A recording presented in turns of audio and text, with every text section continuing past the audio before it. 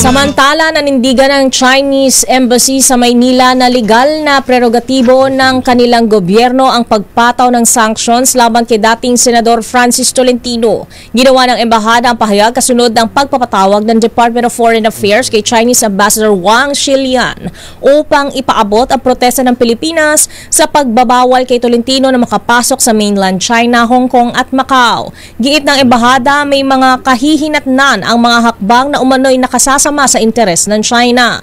Dagdag pa rito, ilang politiko sa Pilipinas ang patuloy umanong nagsasagawa ng mga hakbang at pahayag na makasisira sa China at sa relasyon nito sa Pilipinas. Una nang binigyan diin ni dating Senador Tolentino na ang kanyang mga kilos ay pagtatanggol lamang sa karapatan, dignidad at soberenya ng Pilipinas sa West Philippine Sea. Tinawag pa niya ang sanctions bilang badge of honor at patunay ng kanyang paninindigan para sa bayan.